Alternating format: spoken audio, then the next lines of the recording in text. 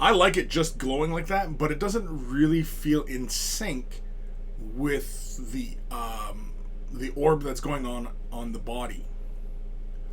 So I'm going to just change it up a bit. I'm probably going to add a little bit of brightness, and I'll probably push some of the shadows on the edges. I think that is the goal there. But it's a fun little model. I don't know. I've had people tell me that this little guy is useless in the game. I don't know why.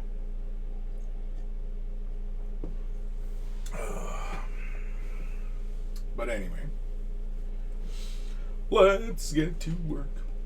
So I'm going to use some golden fluorescent pink, and I'm going to add a drop of titanium white into the mixture.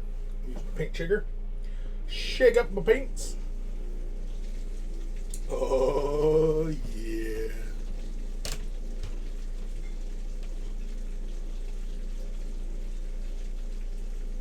Just have that sloshing around. There's my white. Another thing that I might get to today is I had recently just got in the mail today. I got some the Pro-Acryl transparency set. It just finally arrived in the mail today, and I'm very excited to give these things a try. Very excited. I have the other Pro-Acryl colors when they first came out. At the time when it was still Creature Caster and Monument, they had sent me a set. They're very kind. Thank you.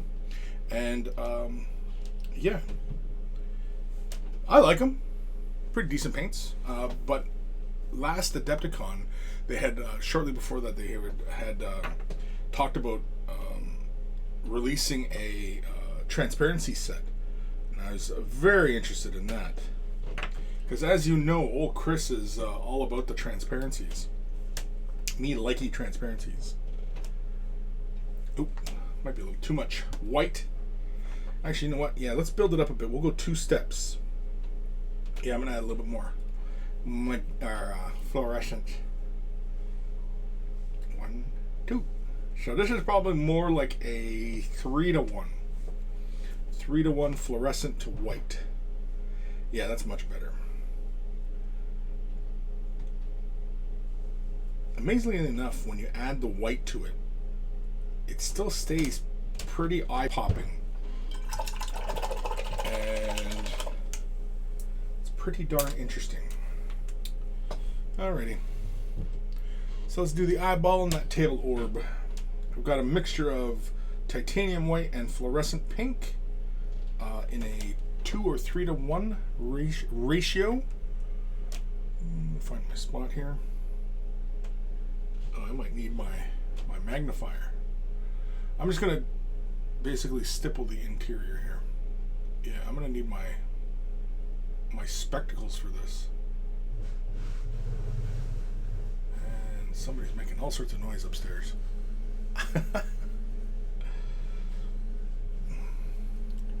And you know what? I will just do it right here. Now I'll do it kind of down here. And all I'm doing is just kind of a stippling, but I want to build up some of the color in towards the center. But I'm not going for any kind of, like, you know, concentric circles of, you know, gradient or anything like that. It's just building color up.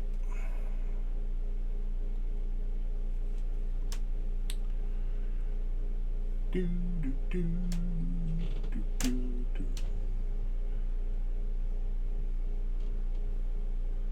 Yeah. Yeah, it's not bad. Oop, get a little more color over here.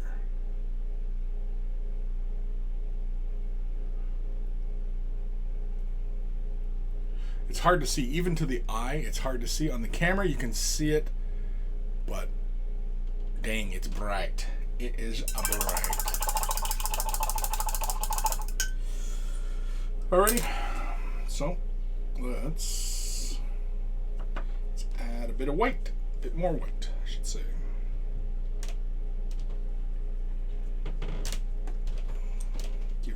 mixez-vous.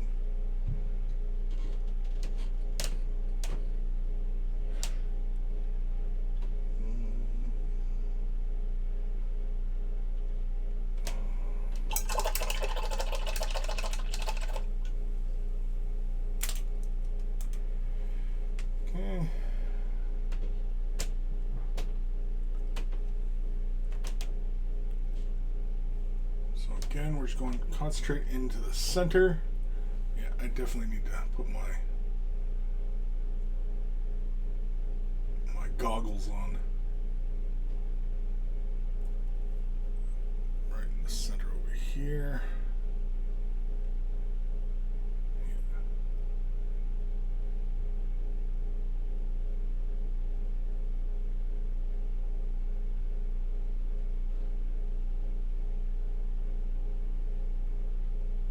That's not bad. You can see the difference of intensity there. Just looking for... now on the camera, it looks really, really intense. And to the eye, it's a little bit more subtle than that. But really fast here, I'm going to put my my magnifiers on. Oops. Oops. Dropping all sorts of stuff now.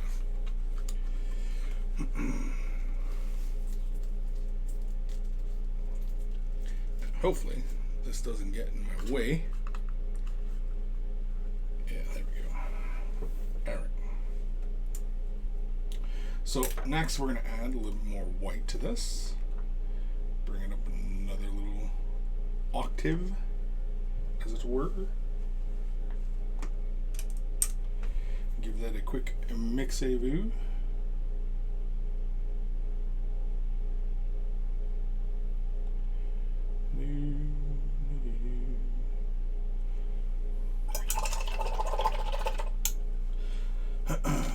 Normally with a lot of these Necrons, I'm just bringing them up to pretty much just a tabletop standard, but with like a little piece like this, I'm kind of inclined to spend a bit more time on it just because.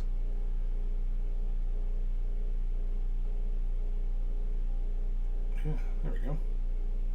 Well, now that I can actually see what I'm doing, I think I need to come back and refine some shapes here. Because, yeah, I kind of misplaced some of the color. So I'm going to go back to the previous mixture.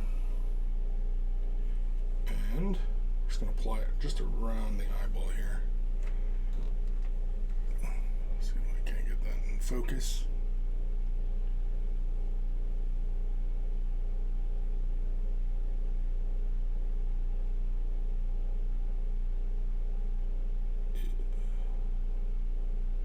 Yeah, that's better. I'll do the same thing over here.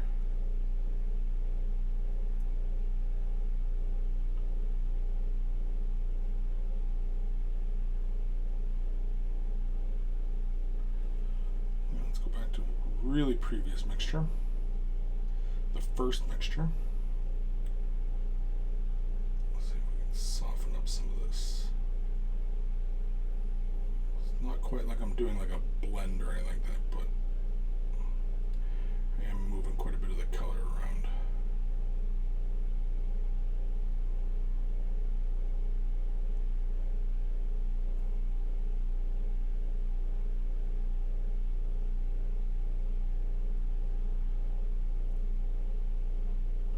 Also, if I feel like I've moved too much color, gotten too bright or anything like that, then I can always come back in with the pure fluorescent pink and push that color back a bit,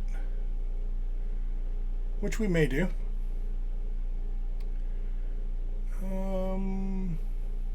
David Moffat, heck yeah, work that brush. Yeah, pretty much, right? So yeah, I'm gonna take what is the color? Shyish purple. No, it's too dark. Let's go with the tried and true method of what I've been using lately, which is, where the hell is it? There it is. Quinacridone Magenta. from Liquitex. This is what I've been using to shade the fluorescent color with. Just giving it a quick mix.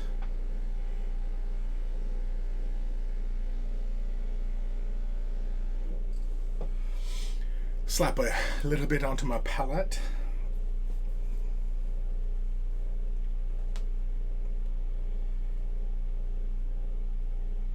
If I can get the freaking bottle open. I gotta clean the threads out.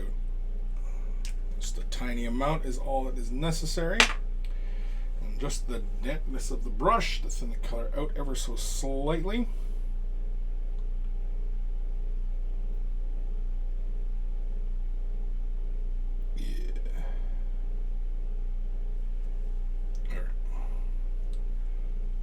Let's see here. Yeah, right around there.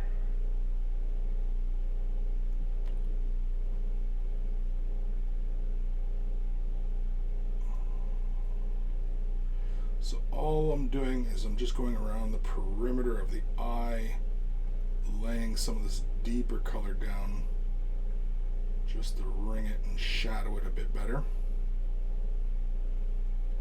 I'll do that for this one as well. Close to where it gets to the spine. Just like so.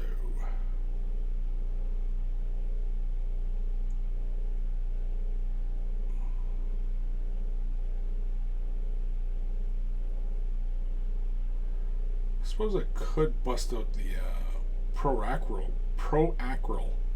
God, that's hard to say.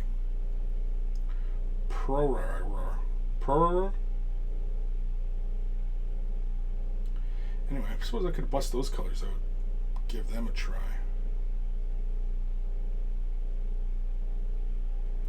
Yeah. Just a little bit of shading. Heretic Scott. How we doing, monkeys? Got a few more contrast paints recently. Very pleased with them. Yeah, I like contrast paints. They're very fun to play with.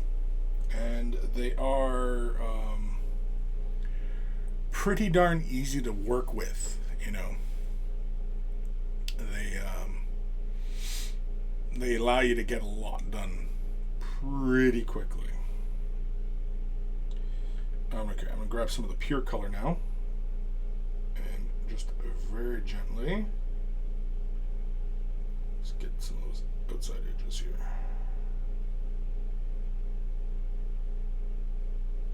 Just like so.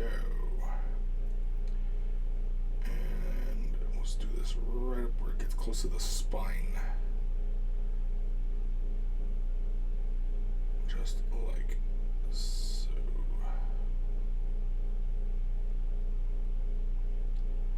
Just like that.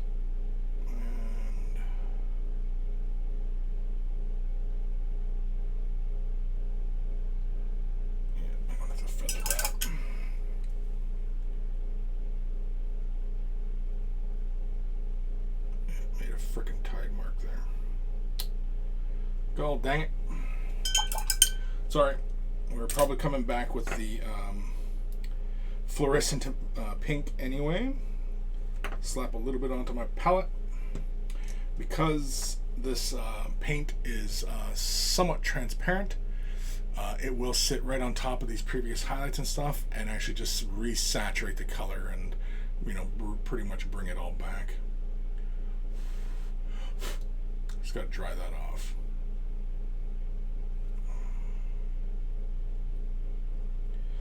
So since we're here, I'm going to do the eyeball.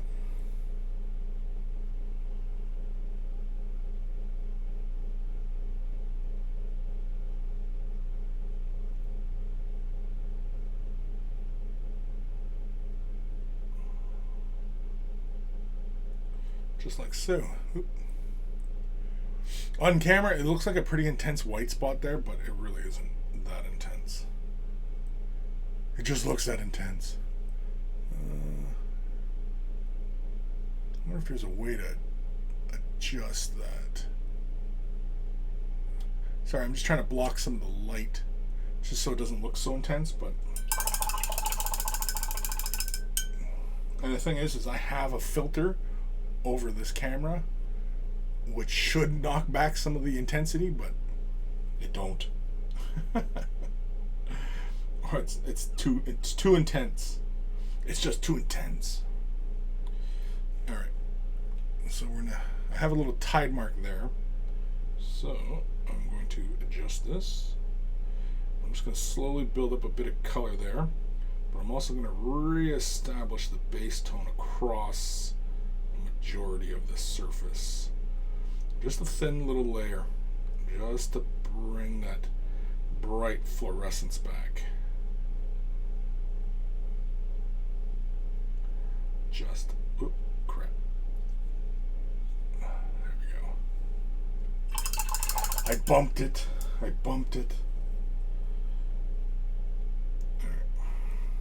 Oh.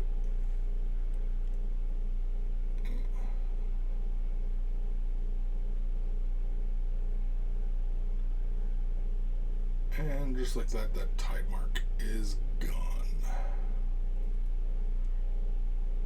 And resaturate.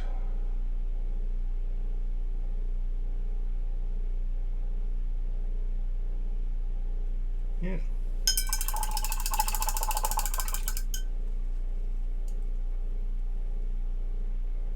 Yeah, it's not bad. It's not bad at all. Grab just the last little bit of the remaining highlight color, the very bright color, and then just kind of re-establish this. No particular way of doing it, just whatever looks cool. And I think that's it for the eye and the orb.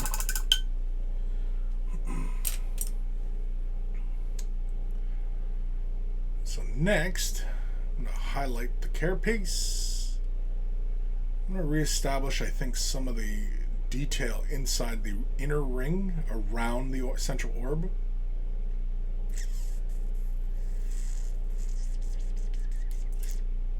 Yeah. So for that, we're going to bust out the metallics. I'm going to use a combination of Scale 75s and Turbo Dork. Let's use some heavy metal.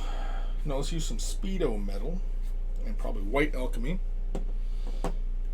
And I'm going to use some moonstone glow for the carapace, just to edge to some of the details. And what else was I going to use? Well, that might have been it. Maybe that was it. I don't know. Either way. Let's get with the moonstone glow first, since we don't need too much of this. And we shake the paint. I don't know how loud that is for you guys, if you guys can hear that or not, but... Oh, dropped the bottle. Putting the paint on the old toot chipper. The old toot chipper. Yeah, so I've been using this to highlight the carapace after I do that what is it called? Canoptek or Cryptek armor shade. I've been using that. I build this up to like a dark consistency, but then I quickly do a slight little edging of this color, and it seems to work out okay. So a tiny amount on my palette. Grab-a-vous my brush. Don't really need to thin this down any because the paint is really quite thin to begin with. And so really quickly here, we're just going to do an edging just along the upper surfaces and through the central spine area. Just to bring that forward a bit. Typically, just load my brush, draw some of the excess paint off, and then very carefully we'll do an edging. Where am I here?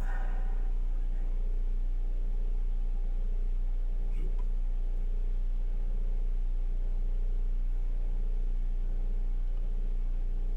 Just like so.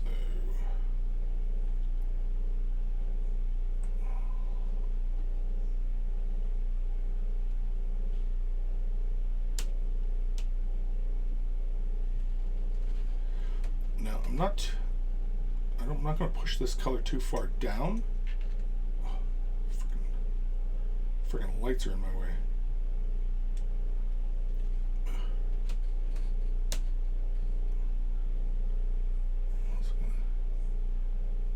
Catch this part here.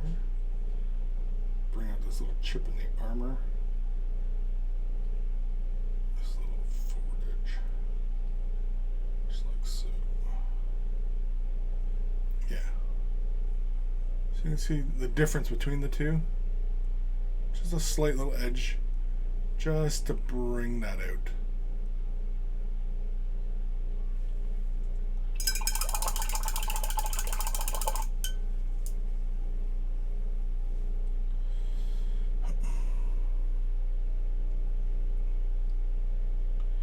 Just grab a little bit of color onto the brush. Quickly wipe off the excess. And yeah.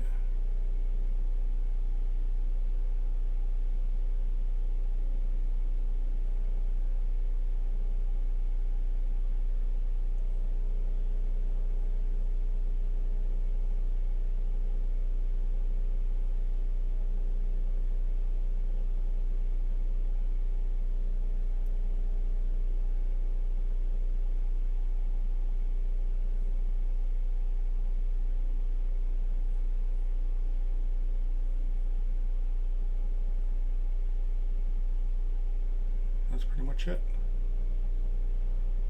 Quick little edging on it. Now on the head, we can pretty much go around the entire perimeter, I think.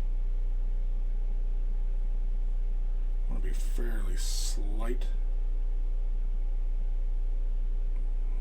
So move this around.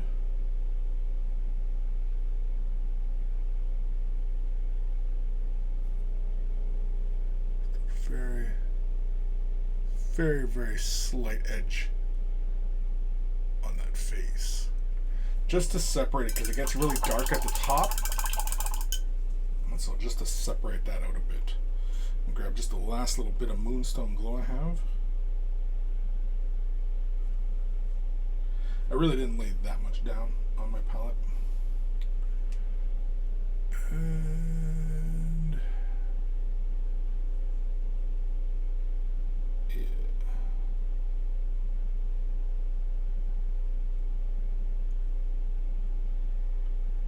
yeah.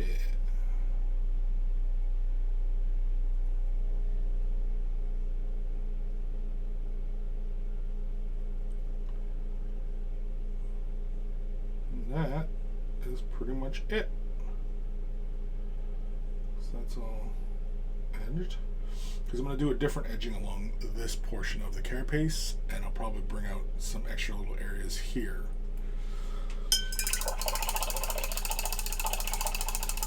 You would think normally that when you, because like the base coat of this is chrome, and you'd think, oh, you don't really need to highlight it because the light just plays on the model surface so well, and it does.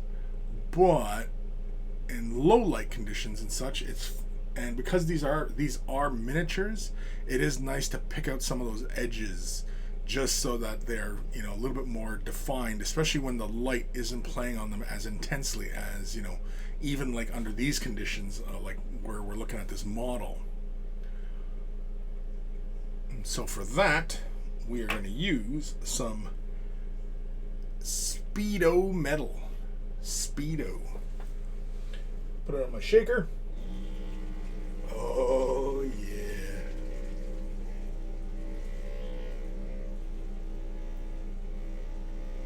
Now with this color, I'm also going to reestablish some of the color in the outer ring around the orb in the center.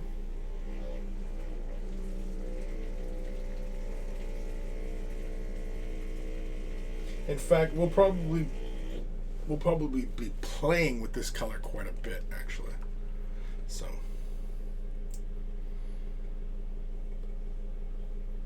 Slap a little bit onto my palette.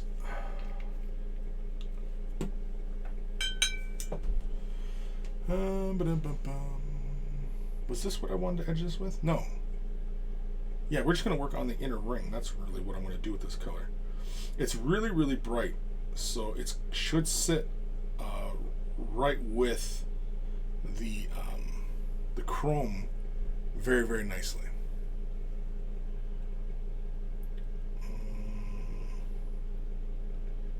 So for gigs, let's just start doing a bit of an edging.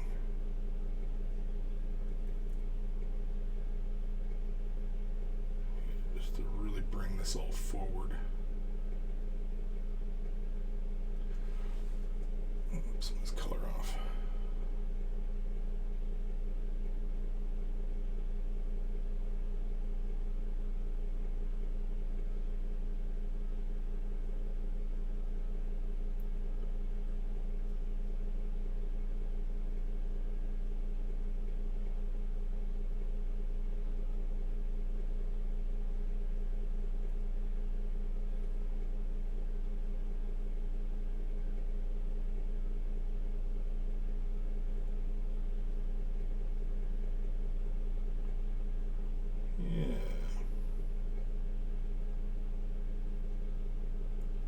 Yeah, I have no idea if you guys can see what I'm doing, but I'm just building up the metal again.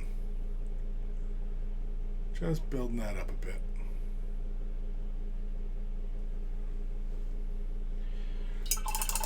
Thank you for the following Shubsters. Shubsters. That's a fun name.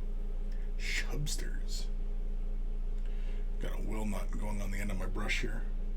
There we go. So, that's not bad. Let's clean it up near the bottom a bit.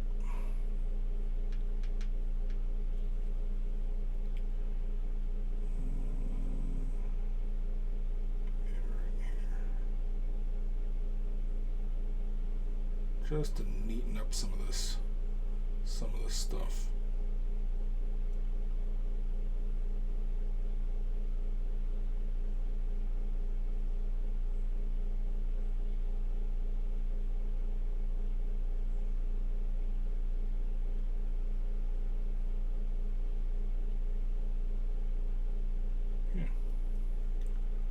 Just like so. Now that I'm looking at it, I kind of want to do it in a different color now, that ring. Almost like, because like when I'm looking at it, it almost looks like it should be moving within, like it's got a bearing system and it should be turning inside there. But you can see even with that bright metallic, how the chrome is still shinier than that really bright metallic. But under lower light, it stands out more. So let's do that with this side as well.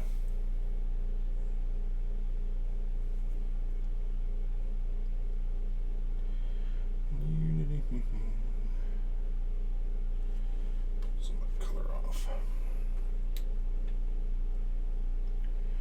And we'll start with just the outside perimeter.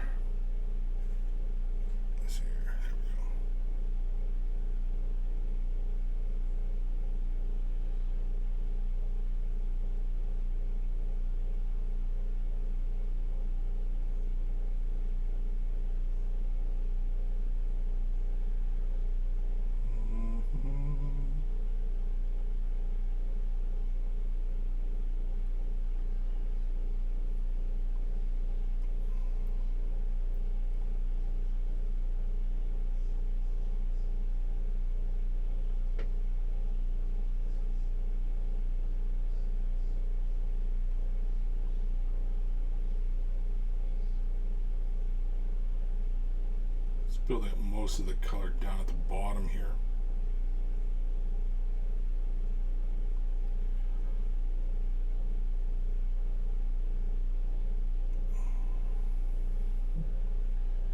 Catch this edge all the way around. Just like that. Just clean that up.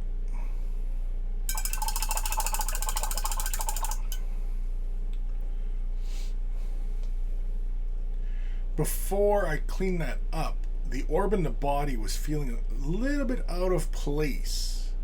But now that the center is a little bit brighter, that doesn't feel quite as out of place anymore. Or maybe because I'm looking at it longer, I don't know.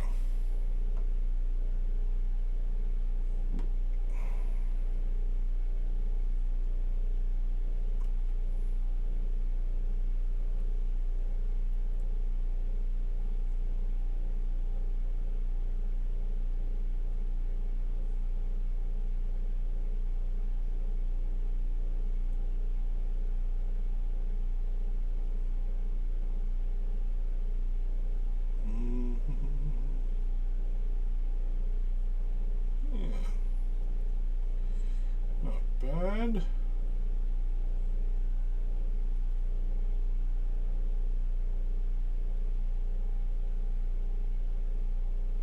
Not bad at all.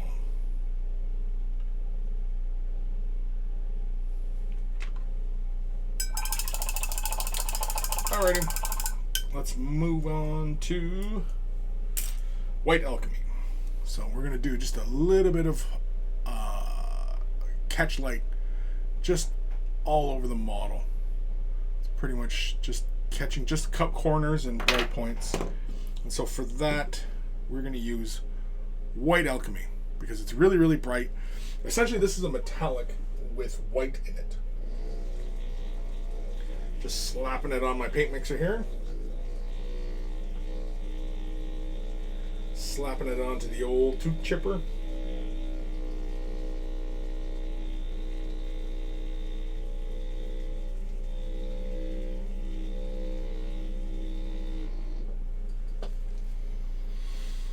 Oh.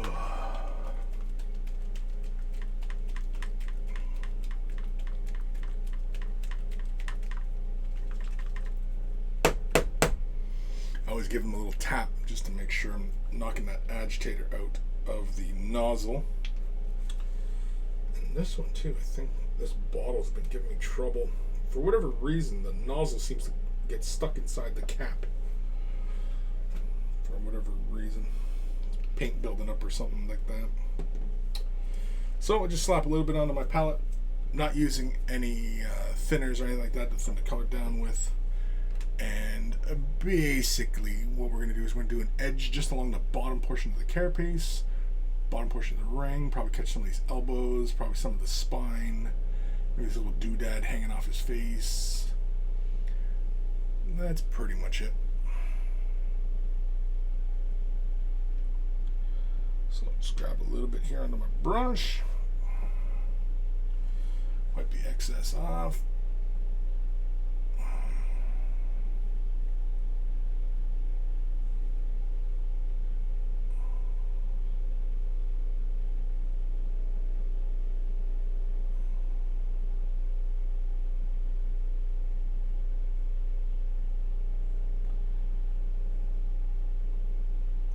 Just like that. You can see there's a definable edge there now, right? Right? Let's do this side here. This freaking light's in my way. There we go.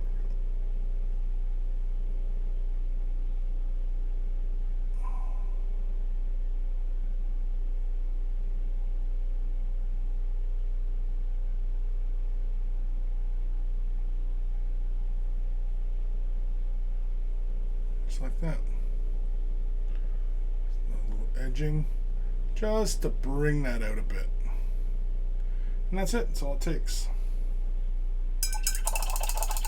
But I'm going to adjust this light here because it's kind of getting in my way.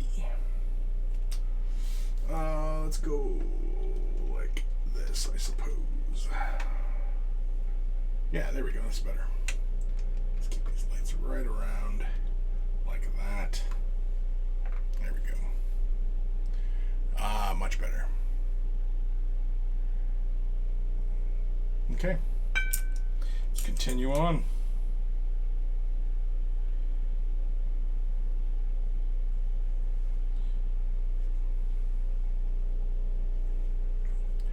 Sherman frame here. So So we're just going to catch just the bottom ring right around here. Just to bring some interest. I'm going to catch just these little squares.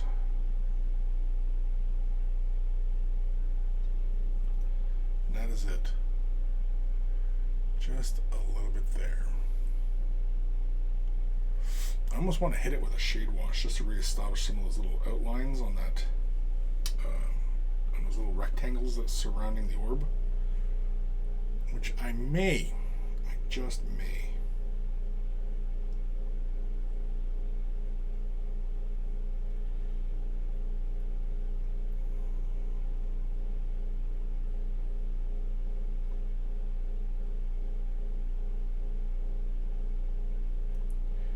Go. So on the spine, we're just going to do each of the little ligaments there. Ligaments, segments, each vertebrae. Wait. Yeah. So we're just going to go chunk, and then, oh, let's do it on the side first. That.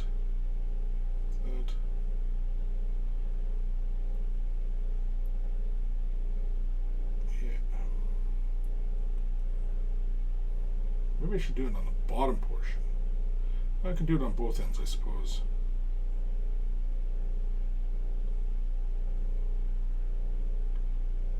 Just catch just those tips of the spines. Yeah. Because I suppose with the highlight I could do it on both segments, but it just did just the upper portions. But I suppose I could do the bottom portions as well. Maybe I'll do it on a different angle, just to make it look interesting. Let's grab some paint, some white Alchemy.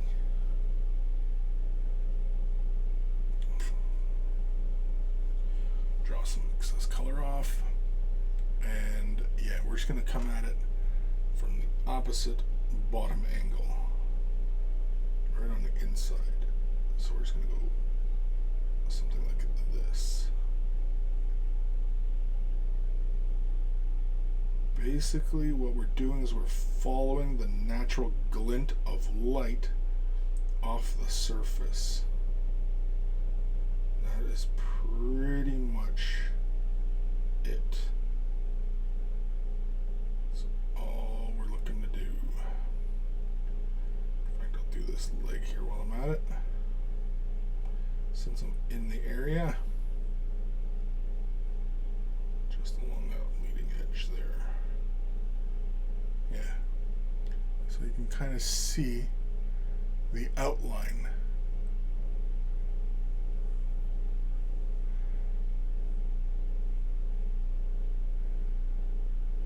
So basically what ends up happening is, because the chrome paint is so reflective, and we're using these very, very light tones just to do a slight edging, just a minimal amount of edging there. It's just so that when the light is not exactly in the optimal direction, you still see those details, like on the blades here of the legs, right? You can still see there's that edge right there.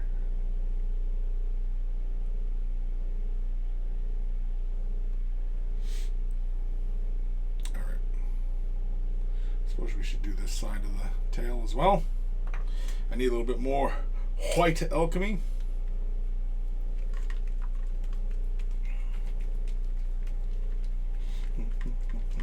Gosh, you guys are quiet today. Quiet.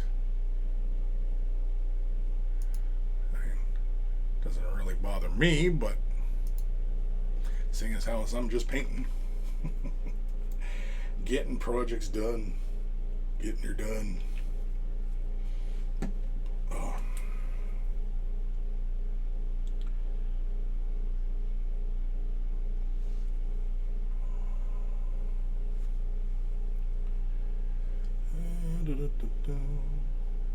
Yeah, so we'll just do very, very minimal highlight up here.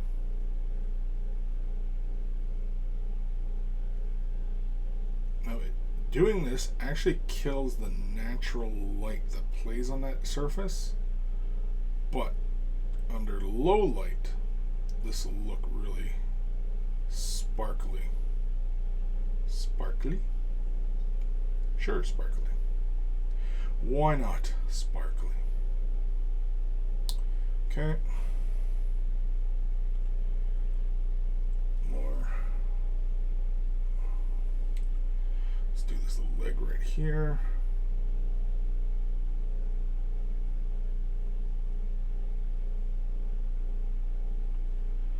Let's catch that little chunk right out of there. Let's catch this little leg. Mind frame? Yeah.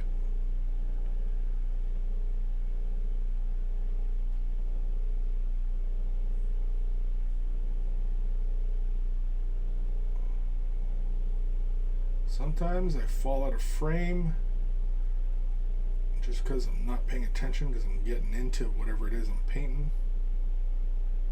So you'll have to excuse me on that. Or not, I don't care.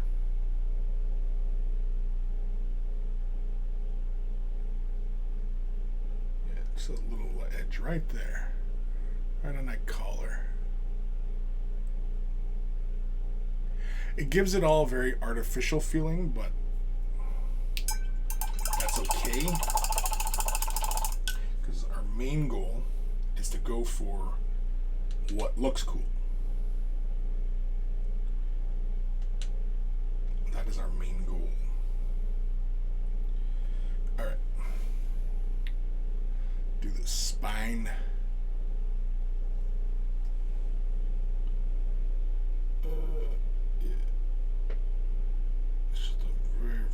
Minimal highlight we're going to do.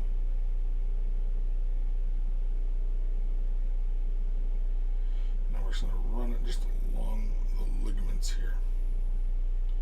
Just on the highest portions. Oh, there's a little orby right there I missed. Oh well.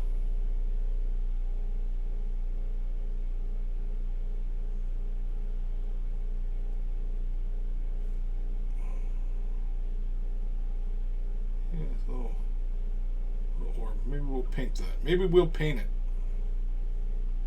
Maybe we'll paint it. Oh, you know what I didn't do? I didn't catch those little vents on his carapace. Let's do those.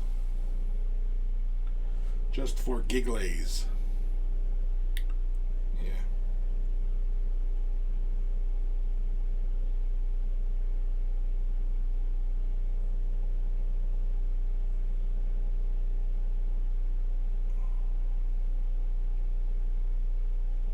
Yeah, there we go. Just a little edging there.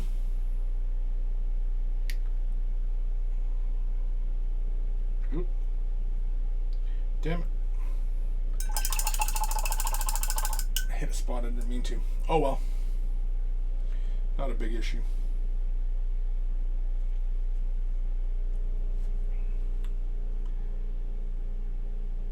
There's a big chip of pink there, like armor. So it kind of works there anyway.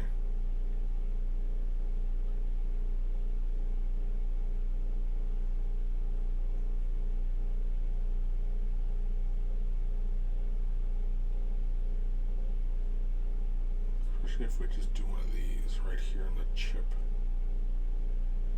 Just catch that bottom edge. Catch that bottom edge. And that's what you call happy accidents.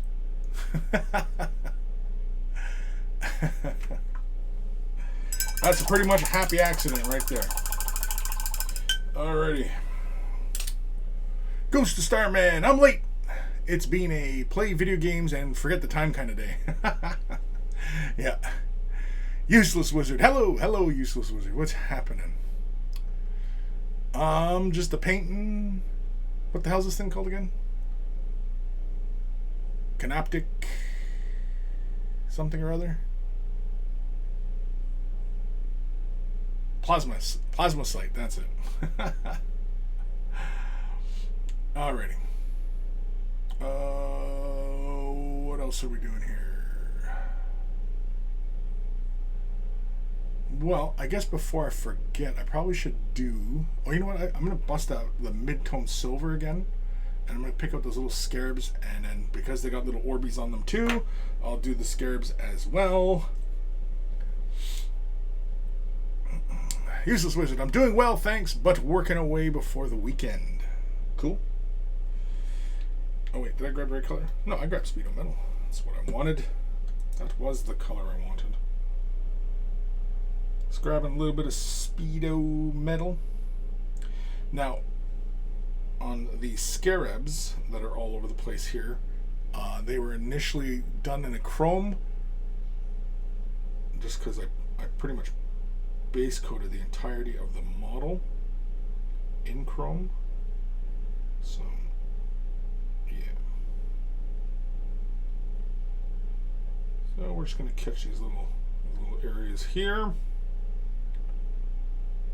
Let's bring that out, just like so. This little guy back here. Do that. Just bring him out. Just like so. Let's make him a little bit brighter. Just a bit. Just a tiny amount. And do I still have my color around? I do. Woohoo! We're going to use some ceramite. Ceramite? How do you say it? Ceramite or ceramite? I don't know. Either way. Useless Wizard. I really like the spot color you've got going.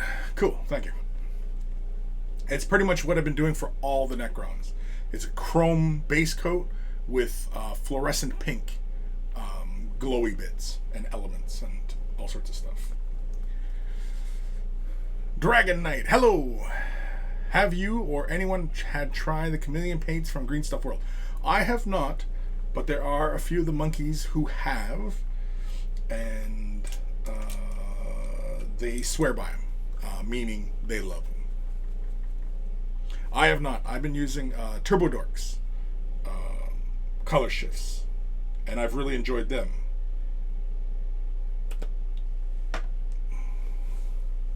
Grab a wee bit of ceramite. Grim, I think that the first way. Ceramite or ceramite? Ceramite? I always say ceramite. For how I saw ceramite, that is, say. That's how I say ceramite. Well, because it's like ceramic, right? And that's how we say it. We say it's ceramic. So I always assume it's ceramite or ceramite. Ceramite? I'm confusing myself now. I'm confused. Alright, just grab a little healthy amount of water onto my brush just to thin the ceramite down. Make it nice and thin. Not too thin, but thin. Okay, let's grab a little dollop and let's put it right in there. Get this little guy right here, just like so. Get this little guy, just like so.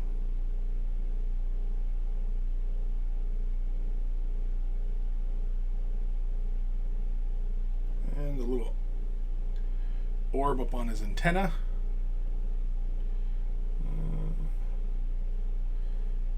Having a hard time getting comfortable here. A real hard time here.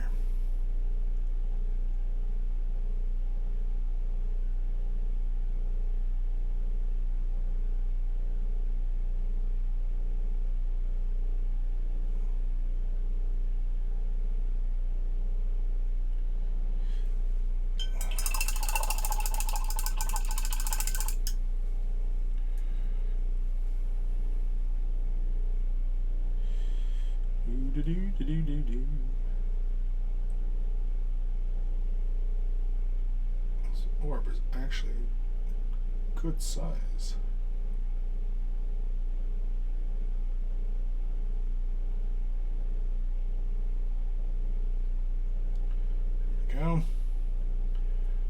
second little layer down on the Orbeez. Basically, when you're playing with fluorescent paints, you definitely want a nice strong white layer. If your goal is to make a bright, the fluorescence really fluoresce, right? All right. Useless wizard, lol. Dragonlight, thanks. Thinking of using them for my Necrons. Yeah, do it. Go for it. Do it. Do it. Nothing wrong with it. Personally, I mean, like, as far as water-based acrylic or water-based color shifting paints, yeah, Turbo Dark and Green Stuff World, and I think Vallejo got in on the game as well. Those are the first ones I think of. I've been using Turbo Dark since Turbo Dark really kind of hit the scene, and I like them. I have not used Green Stuff World, but yeah. Alright. Time to make this little scarab pop. And look at that. Pop. Grab a little bit more. Now this color is pretty thin, so you do have to apply it, in a few layers, but that is fine because that allows you to build color. I got a little boogie on the end of my brush here. Got a boogie. Where is it? Yeah, see? Little will nut right on the end of it. There we go. Oh, hey man, come off. There we go. He's gone. He's gone. Alright. Let's get the little antennae. That looks like something from a character. I think from a video game, no? That head shape.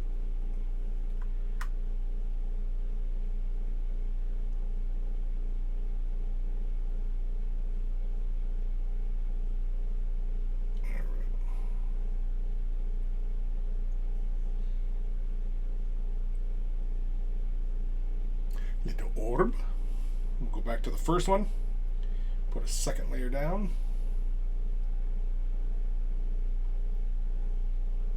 Now that really pops, and it's nice and solid now too.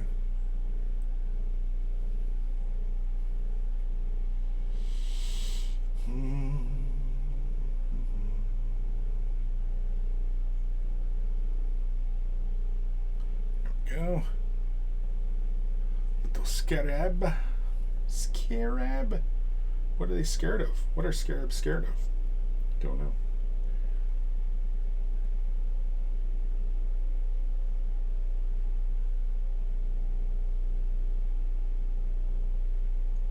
There we go. Alright. We'll leave those alone for a moment. I don't know if we'll do any highlights on them, just because, they're pretty small, and I don't know if they really need them, whereas like the eye and the tail orb.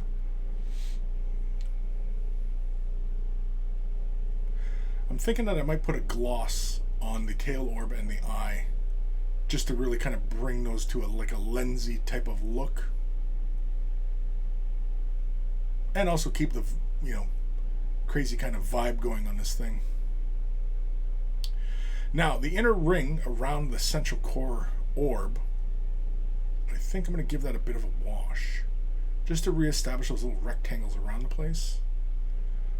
And I actually was hit with the notion that, what I was thinking of was doing it like how I've done the other models, like for example, like the blades, and keep this kind of vibe going on the other models across all the Necrons.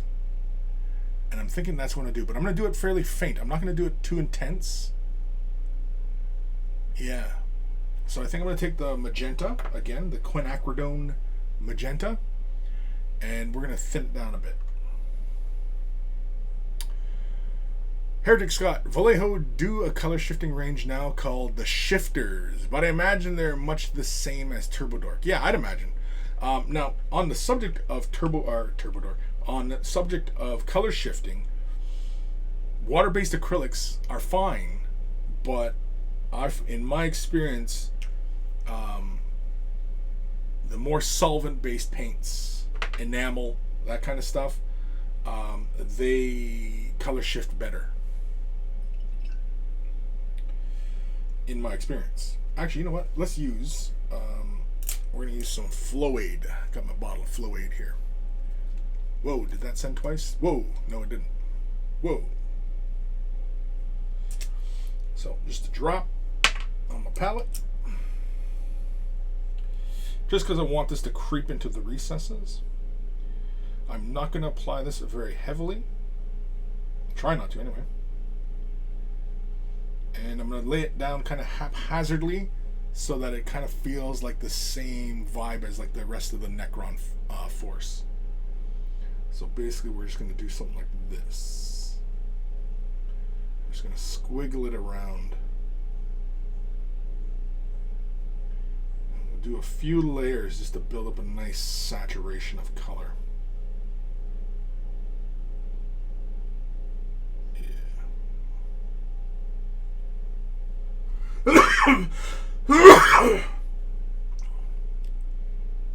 Yeah, I actually like that. I've only done one pass, but I kind of like how that looks already. So, we'll do it again on this side. Again, I'm just kind of quickly laying it down. I've thinned it out with Liquitex Flow-Aid, and that is just so that it maintains that surface tension where it falls into the recesses and does all that fun stuff. Yeah, I definitely like how that looks. It helps almost with the glow of the little orb in the center.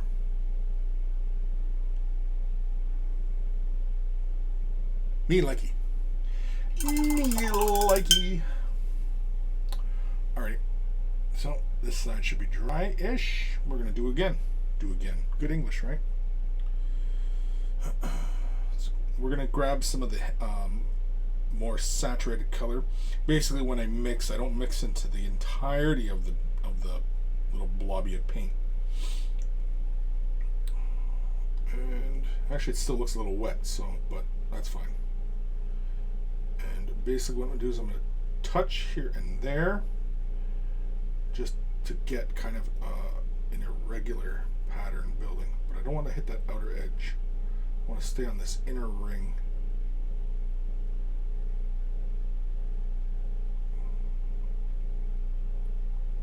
Kind of like that.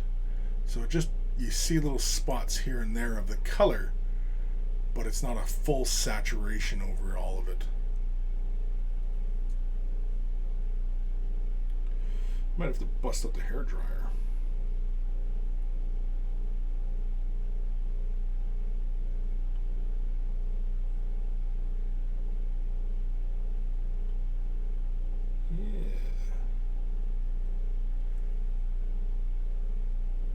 Yeah. I'm liking that. Did I hit some of the outer ring? I did hit some of the outer ring. Oh well. I'll just clean it up.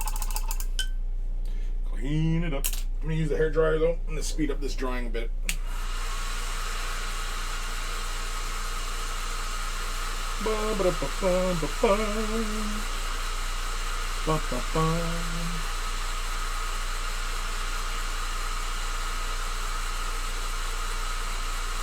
Dun, dun, dun. Dun, dun, dun. Dun, dun, dun, dun, dun. Dun, dun, dun, dun, dun. Anybody tell me what theme song that is? Dun, dun, dun. Dun, dun, dun. Dun, dun, dun, dun, dun. Dun, dun, dun, dun, dun. Dragon Knight. Yeah, good man. Good man.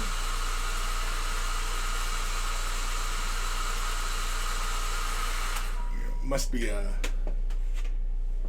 be an old cat like me to remember that one. I'm just grabbing my next color, which is Prussian Blue. So I'm going to use Prussian Blue from Liquitex, their acrylic ink line. I'll give it a quick shake on the old tooth chipper.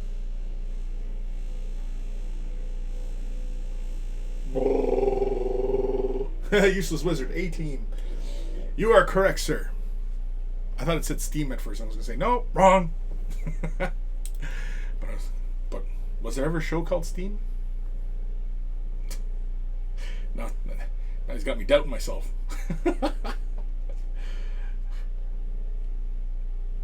Was there a show called Steam? I don't know. Anyway, with this color, I am not really going to thin it down. I'm just going to thin it down just with a little bit of water. And I'm just going to randomly place this inside the ring. Maybe not too random, but fairly random. So I'll just grab a little bit of water, thin it down ever so slightly. I want it to flow really thin. Yeah. And make sure I'm in frame here so you guys can see what the heck I'm doing. Yeah, and so I'm going to place this like in kind of close to the orb itself.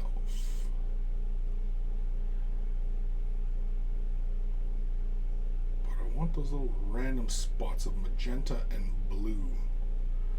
So it's not really like a heat tempering kind of thing, it's just this randomness. Yeah, that's really all I'm looking for. Is I'm not looking to, create too much color. I can barely see here. There we go. Yeah. Kind of like that. It's not terribly intense. I'm not looking for it to be too intense. But yeah. It's fun. It is fun.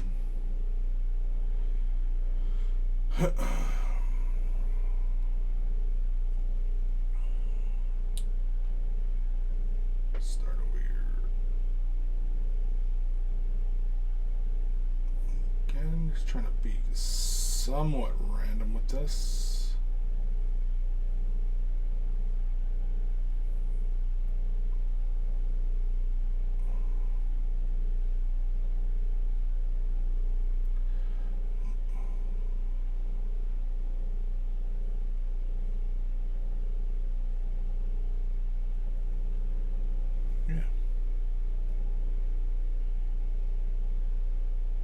That is fun. And it kind of helps tie him in with the rest of the army and the color scheme. I've got to reestablish those highlights again, but oh, I still have the magenta. You know what? Since I still have the magenta out, I'm going to use a little bit, thin it down ever so slightly, just a bit of water, and we are going to shade those little orbs on this little scarabs, just like so. And we're basically just going to hit the entirety of the orb, but we just want just a little bit of a shadowing along the outer edges. That's all we're looking for, just like that. It knocks some of the intensity down a bit, but that's fine. Yeah. But I do not want it to gather on the center. I just want it to gather towards the outer edges. Yeah. I also want it to gather inside the little doodads. Yeah, like that. Just like so.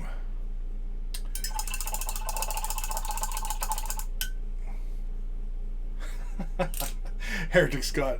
I'm only 23, but I recognize it straight away. I'm with it. I have taste. I used to be with it. Then they changed what it was. Alright, I'm going back to speedometal. And I'm just going to reestablish some of those highlights along the outer edge. Just a little bit on my palette. Just because I was a little bit overzealous with my application of the inks.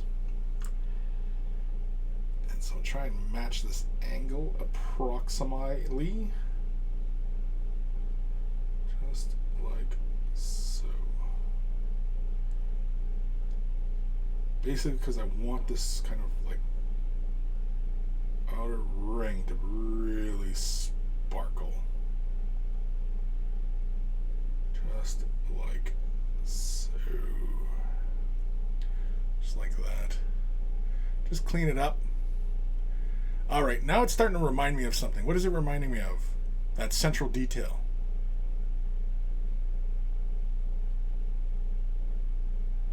Is it Hal?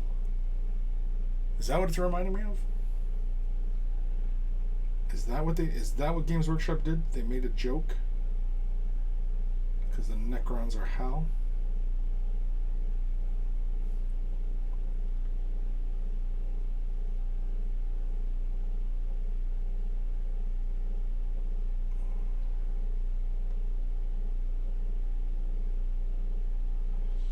Ding, ding, ding, ding, ding. Oh, I forgot this little edge here, this little pipey pooper doodad thing on his bum.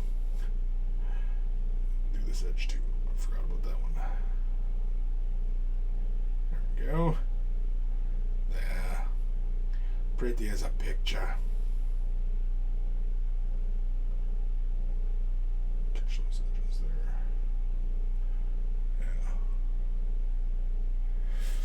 Yeah, I think that's what that orb is. It's Hal. What are you doing, Dave?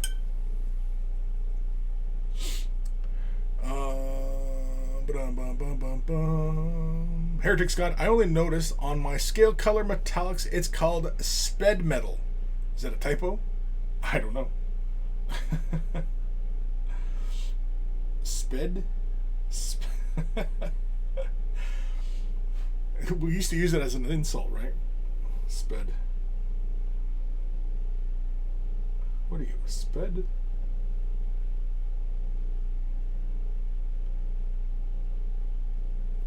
I guess you can't really say that anymore, right? I mean, you can. Just mark you as a jerk.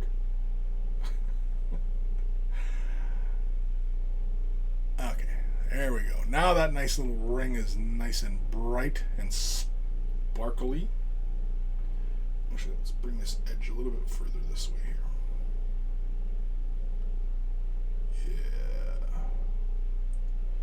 Yeah. Just like that. Party. Party, party, party. Alright. Next, we'll bust out the white Alchemy. White. Heretic Scott, and honestly, yeah, the big orb looks like Hal. I'm sorry, Dave.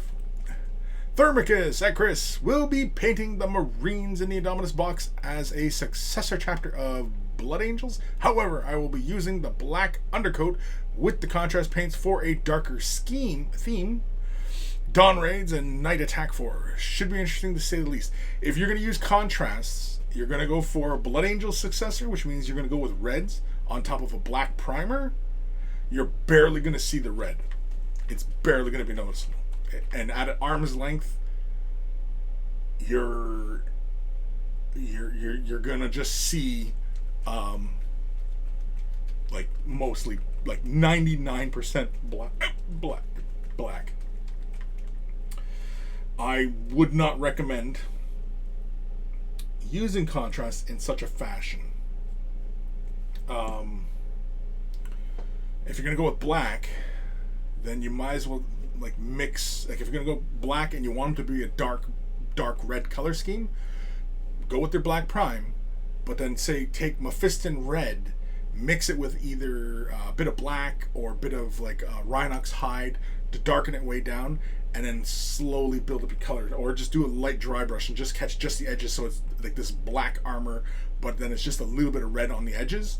Then I think you'll end up with a much more cohesive looking color scheme versus using contrast on top of black that is yeah, you're just gonna, all you're gonna do, like if you're gonna try and build up to a red or any kind of level of red, you're just gonna end up laying a whole bunch of layers down and then wonder why it looks like, you know, doo-doo when, you know, you want it to be a particular scheme, right? So this is the white alchemy, and we're just gonna catch some of these little edges here at the bottom, just here and along that edge there. Whoop. Second time I've done that. Put the paint where I didn't want it, just along that little bottom edge. It's really not that noticeable on camera, amazingly enough, but to the eye you can see it. As I lay more and more metallics down and covering up some of the high points and low points, it stops looking chrome to me. Although I'm sure it's still plenty chrome. But yeah. We're going to catch just some of this little edge here. That little edge there. Yeah. It's looking purty. Purty. And we'll catch this little rim right here. We'll catch that little rim right there.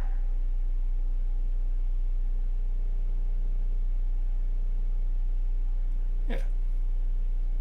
There we go. Perfect. I don't know about perfect, but definitely looking fun now. We're having fun, aren't we? Aren't we? Maybe not. Yeah, you know what? I'm much happier with how that inner ring looks now. Being with the magenta and blues and, you know, combining to be purples here and there, but still looks like blues and magentas. It ties in with the rest of my Necrons, which is how I likes it. You know what? Is this pretty much done? I guess, yeah, we'll just finish off that little piece of rubble and then... Oh, I was going to put a gloss coat on the eyeballs and the, you know, the thingamabobber. Old Man Logan! Hey, Chris, what's up, dude? Nothing. Painting, man.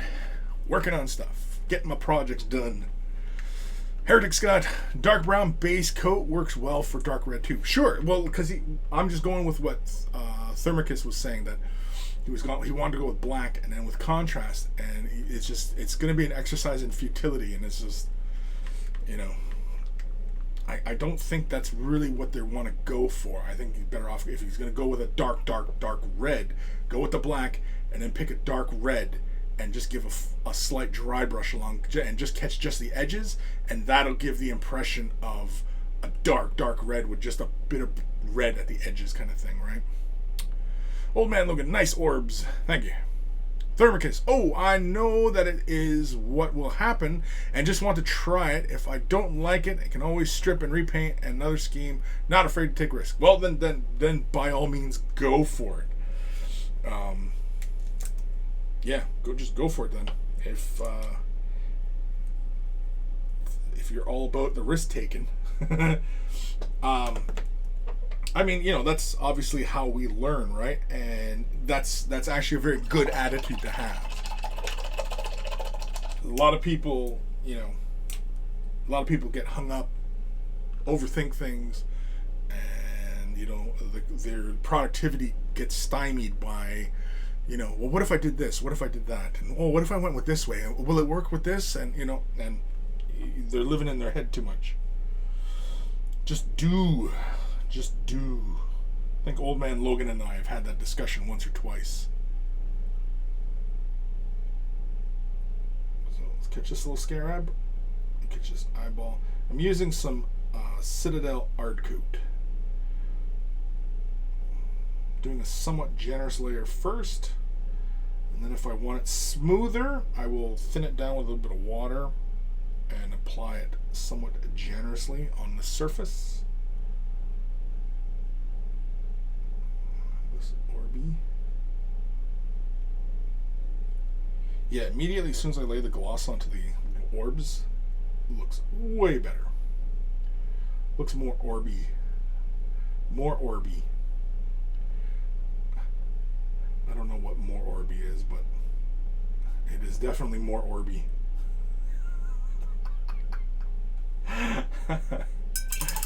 And now the model feels a little bit more cohesive with that central orb in the body now. It does feel a little bit more together. And I like how you get that slight little glassiness with the extra specular lighting along the surfaces and stuff. See, this is why I like, you know, finishing in glosses or finishing in mattes. Like the varnish is very important when you're looking at the model and you're looking at it, you know, in a three-dimensional type of setting, right? I mean, you know, you can show it from one angle for pictures and it looks fine, but when you view it in 3 dimensions, well, then all sorts of things happen, and it, you know, and that's kind of the point, isn't it? I mean, these are little sculptures that we're playing with here. Yeah, I'm gonna do another layer. I'm just waiting for the gloss to dry. Old man Logan, damn it, Chris, I resemble that remark. Yeah, pretty much.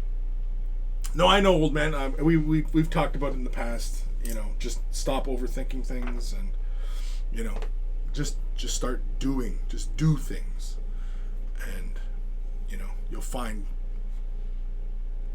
you're more productive when you're just kind of in the mindset of let's just try it. Let's see where this goes. If it doesn't work, well, then we know, right? And we learned something. Oh my God, it's cold. My coffee's cold. Oh God. Anywho, what time we at here? Oh, we got 38 minutes.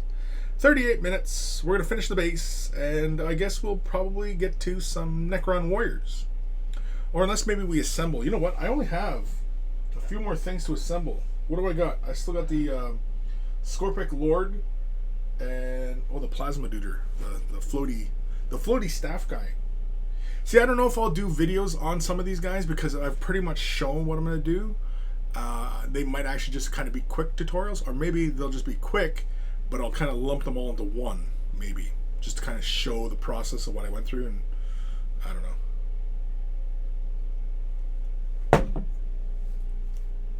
Ah! Alright, let's grab a little bit more Ard coat for being Ard. Ard!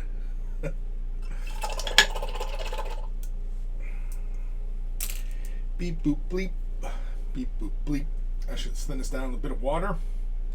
And we'll do this as a somewhat generous amount. Typically what I do when I varnish to get a nice glassy surface, I'll do either multiple thinned out coats, or I'll do one heavy and then a couple very, very thin.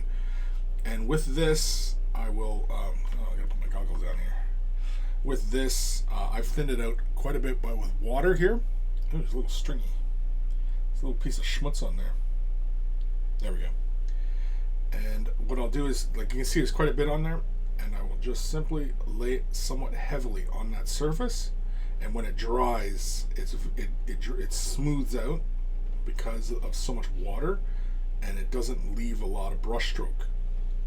And in fact, anybody who's been watching any of my videos for any length of time, oh, see, there's some schmutz on here. Oh, dang it. That's because it's right next to an old piece of paint. Here, let's grab some of that right there. And yeah, anybody who's been listening to me ramble on about stuff for any length of time pretty much knows my process for laying down smooth layers, and this is kind of pretty much it. Yeah, there we go. Nice.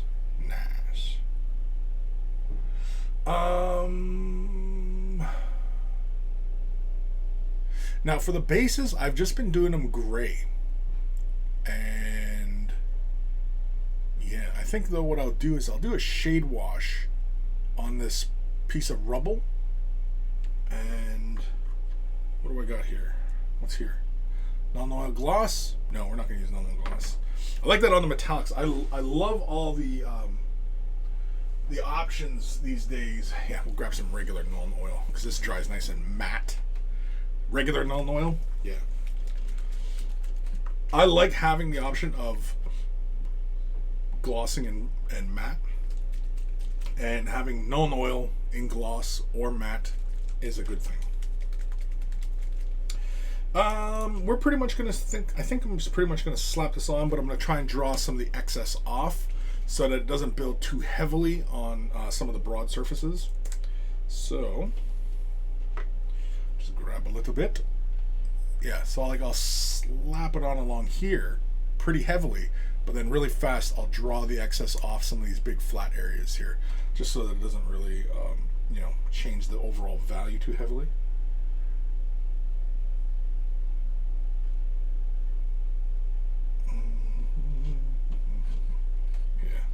So I do want it to build up pretty dark in these recesses. But well, it's not too bad actually. No, it's all right. It's a little heavy down here though.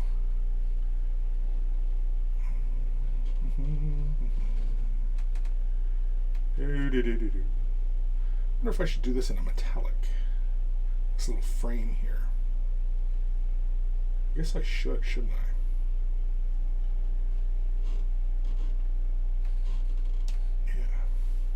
Now, you can kind of see where it's building up, like right along here. So I'll draw that off, draw that off. Just draw it off some of those big broad surfaces, like so. Just like that, so it stays within the recesses. Because basically what we'll do is we'll dry brush this, just really fast. Again, we're not going for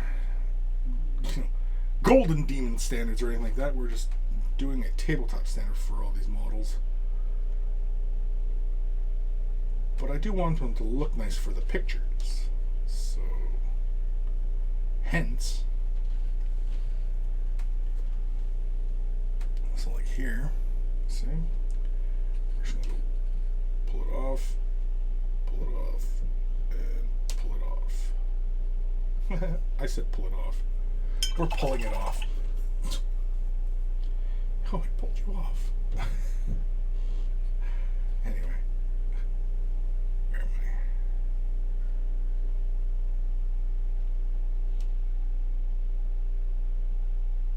Yeah, there we go.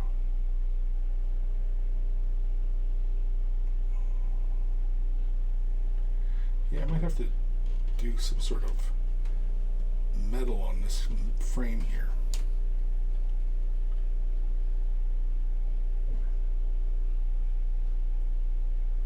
And like that, we're done.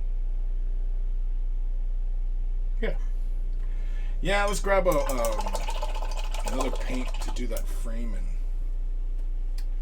I was staying with a kind of gray scheme for everything, just because I was, stuck on the whole Terminator vibe of everything. But I think we can introduce a little bit of flair there. I'm thinking maybe a bronze, dark bronze.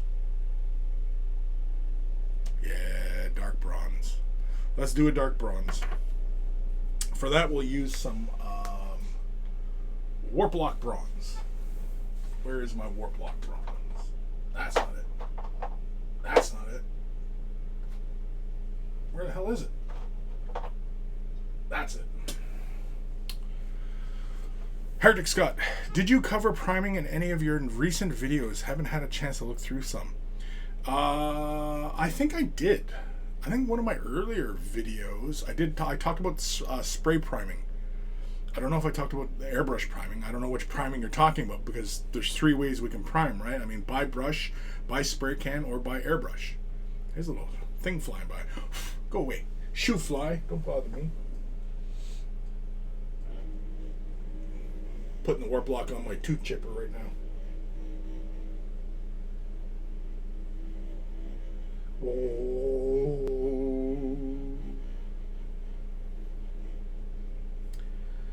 do find this paint mixer very handy.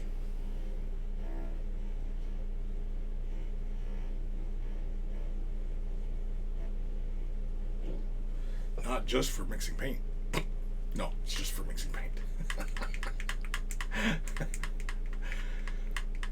And even thick-bodied paints, like Citadel, you know, like here. Look at that. Nice and creamy. It's creamy. All right, so really fast here, let's grab some warp lock. I probably don't need too much, but screw it. We'll slap it onto the palette. I suppose we could have used scale 75 paints as well for this instance, but whatever. Or even Turbo Dark. I think Turbo Dark has a really great bronze color too. It's kind of a chocolate. Actually, is this dry? Yeah, it's mostly dry. Let's just use our brush right here. Let's use this brush. So we're laying down a nice heavy base coat. I need my spectacles on. Yeah. Yeah, there we go.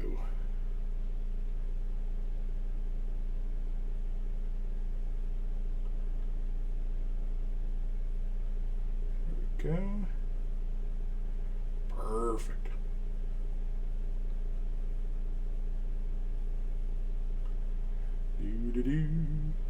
So, because we're going with a bronze, I think you can all guess what I'm going to do with this. Right?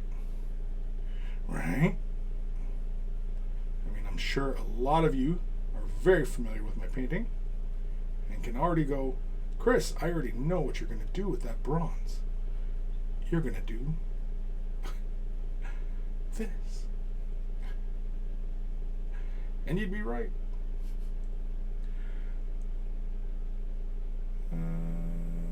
Yeah. Let's go this side.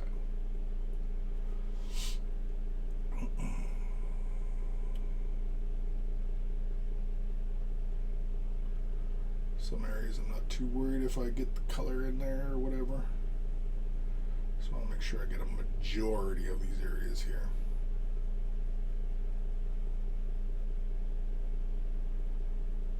There's a lot of texture on this detail, which is a lot of fun. A lot of textures, a lot of fun to paint on.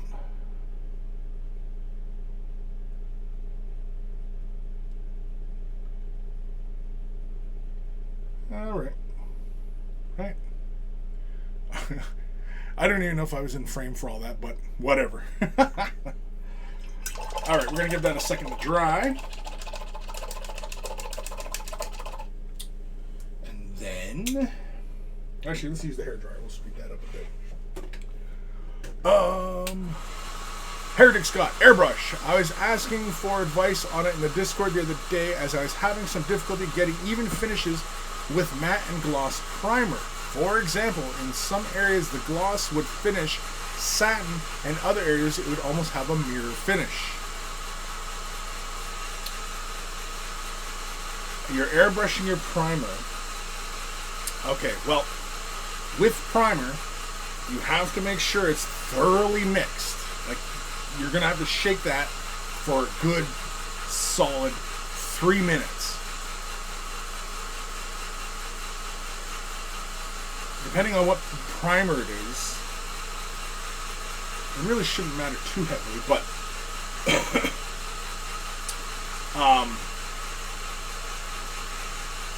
moving it through the airbrush, using an airbrush that has a good sized nozzle, meaning big, and spraying anywhere from 30 to 25 psi. Always keeping your brush moving, don't linger, and if you're getting pooling, it's because either you're too close, you're lingering, or you're laying too much primer down and you're lingering.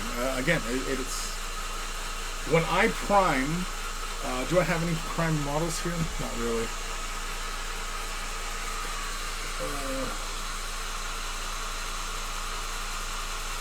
I tend not to lay too much down. It's often just a very thin layer. I do not lay a lot of primer down. Again, like I said, it's just, you know, it's just too much, right?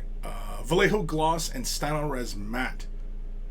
Okay, I haven't never used Vallejo Gloss. I've used Vallejo's other surface primers, and I was, for a long time, was a big fan of them. I've become a recent fan of Stynylrez and Stynylrez Matte. Matte what? Matte Black? Matte White? Or is it Matte Varnish?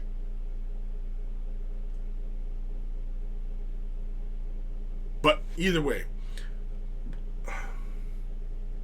yeah, when you're priming, typically it's about 30 to 25 psi, working at anywhere from 10 inches to 12 inches away, or I don't know, 20 to 30 centimeters away, right?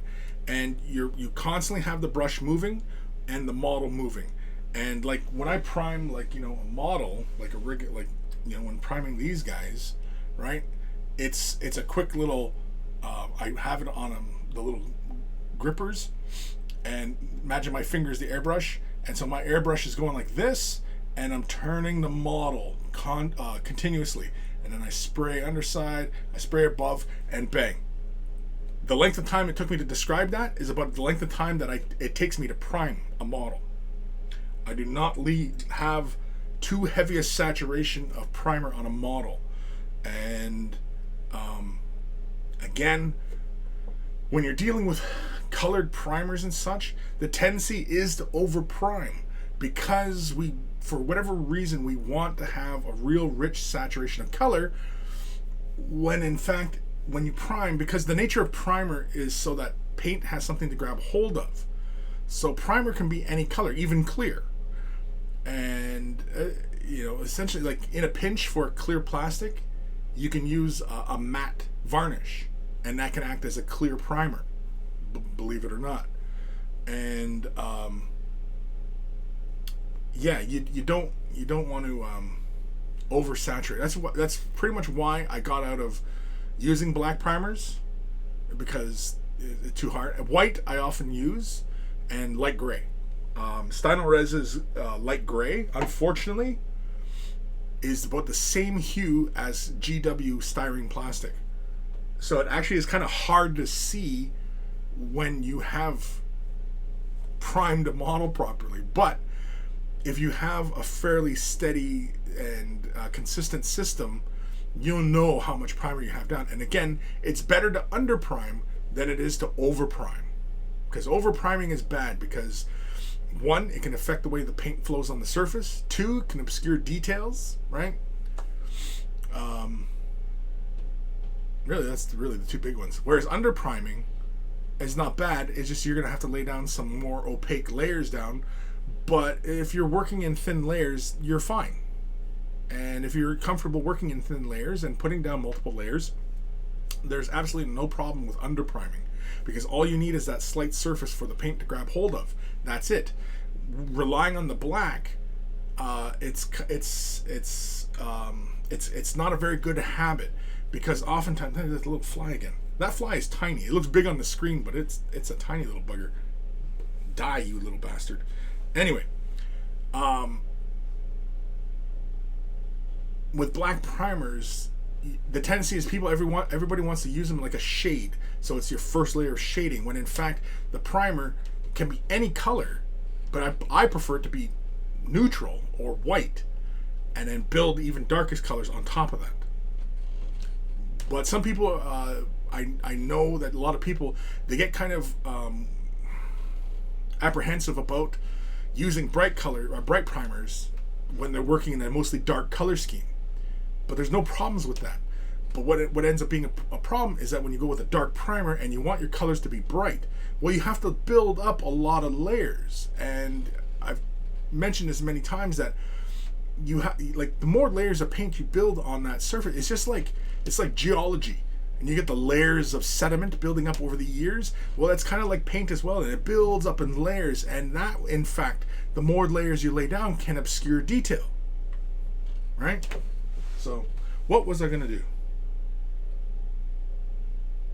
Oh yeah, that's what I'm going to grab manilic oxide. I'm going to grab some Sotek Green. Yeah, let's have a bit of fun here. Oh, where's my Sotek? There it is. So, first off, I'm going to use some Sotek Green from Citadel. Otherwise, just basically, a turquoise color.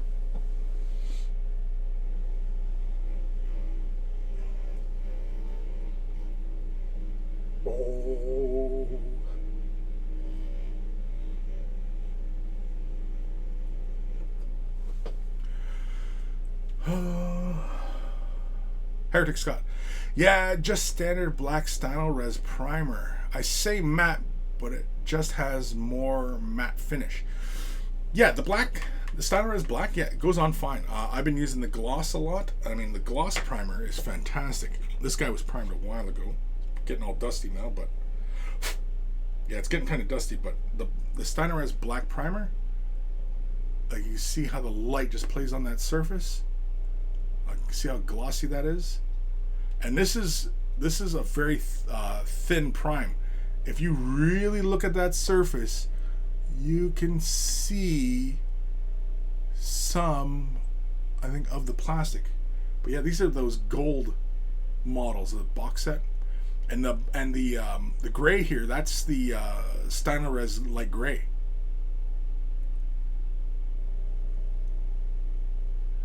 But yeah, it's pretty dusty on top here. But anyway, yeah, I like the gloss black, especially if you're going to do a lot of metallics. The gloss black is fantastic, fantastico. Anyway, Sotek Green. We're going to use a little bit of Liquitex Fluid, and we're going to use a little bit of Lamian Medium. And we're going to make this into a little shade wash. I don't really need a lot, so I'm just going to take a tiny little amount onto my brush and piss off the little bug. I almost destroyed my work area here. I'm trying to swat at that little bug. Alright. Some fluid. Just a drop will do. And about 2 drops of Lamian Medium. It's always handy. I don't often recommend decanting your paints, but the mediums, definitely. Lamian Medium, contrast medium, definitely decant them. And I still have yet to decant my contrast medium. It's still in a big old bottle. Where is it? Yeah, my contrast medium. It's still sitting in this bottle. I just keep forgetting.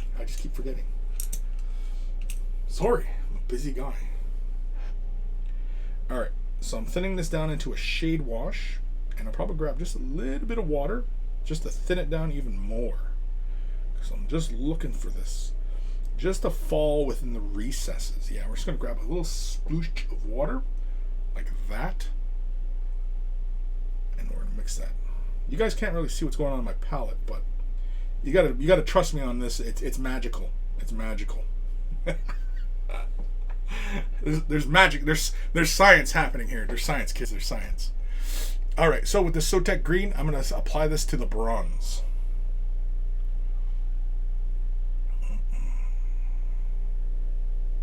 Yeah. It's a fairly generous amount. It's gonna knock back a lot of the bronze metallics, but that is fine. So this is going to get applied pretty much over the entirety of the area, because I want this to be really oxidized.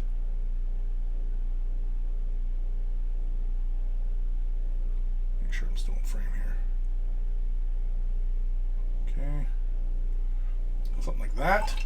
And when that dries, that'll reduce down. In fact, if it is too heavy on some points, let's say like right there, see if we can just pull it right off.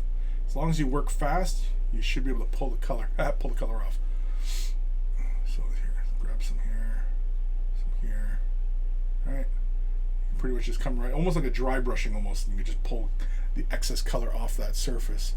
And once it dries, it'll look fantastic. It'll look like the first layer of oxidization.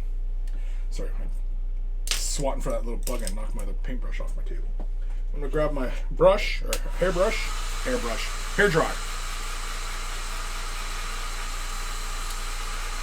Heretic Scott, I'm decanting all my Citadel paints into droppers at the moment, as most of them are pretty old and starting to clump. I got some filter funnels from Micromark, and they're working wonders for reducing wastage and reviving lumpy paints. Cool. It's a lot of work. And, I mean, like, anybody who's decanting their Citadel paints, I mean, if you got the time, then by all means go for it. But just buy dropper bottle paints, like Vallejo. Vallejo color matches with Citadel very, very easily, very nicely. Like, I don't understand why everybody's going out and decanting these and going through the extra time and spending the extra money on the little bottles, and just buy dropper style bottles.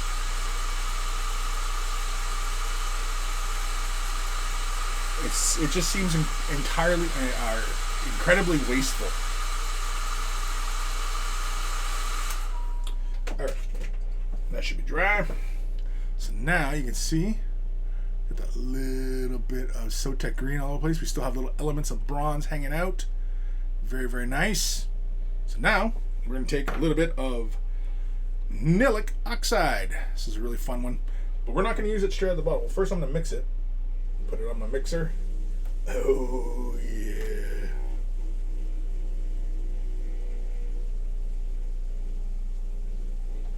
Mixy, mixy. The paint's a paint. It's sat for a bit, so I'm making sure it's got a good mix going on. I can't even tell now. I usually like to hold it up to the light, and if I can see through the bottom or see the bubbles. And I can. I can see through it now. Okay. Jatham. There are a few that just don't match up. Like Vallejo model color red is supposed to analogous Mephiston red, but it is not. Okay, but I mean, like, how far off are they from each other, right? I mean, you want it to color match perfectly, then you're stuck with Citadel. But I mean, you know, Citadel colors are fine. I mean, there's nothing wrong with them. Just a heavy body paint is all. It's just paint. Heretic Scott, pretty much all the Citadel paints I got about 6-7 years ago when I had no idea what I was doing. Any new colors I usually try to get in dropper from using a color match app. Oh, what app? What app? There's an app for that. Alright, so I'm going to take a little bit of the Nilic Oxide, slap a little bit onto my palette, and thin it down. And actually, let's use Flow Aid instead of water. So I'm adding a drop of Flow Aid.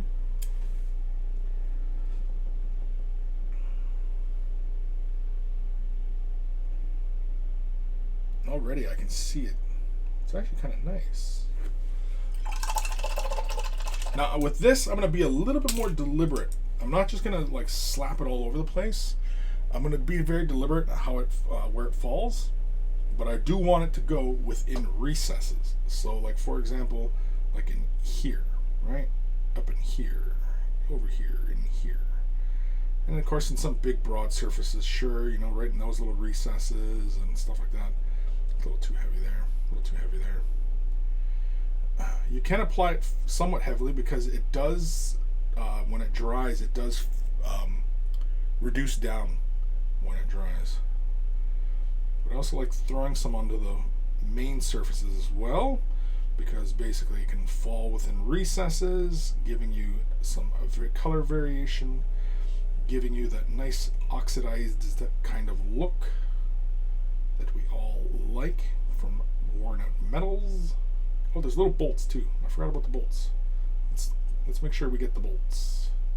The bolts. The bolts. Where's the other bolts? There's the other bolts right there. Let's get that one. Get that one. Get this one. Come on. Go. Go. There we go. Yeah. That's fun. Yeah, see, I prefer working with this color in this thinned out fashion like this. That way I have a lot more control over how it flows, how it acts, where it's going, and I can be very deliberate in how intense of a look I'm getting. So you see like that, right?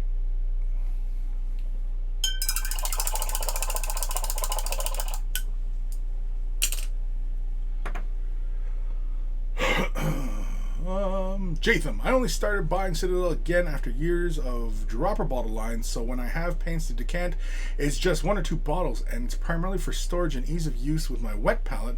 Citadel bottles are dumb for more than just the usual reasons. They don't store well with dropper bottles unless you stack them on top of each other. I've had no problems with Citadel. I mean, the only thing that you have to be careful of is cleaning out the gunk in behind. But I mean, you have to do that there. I mean, like, this bottle here, for whatever reason, is giving me troubles. Like, this dropper bottle, I've had to clean it out a few times. And it pulls this, look at this big piece of junk on there.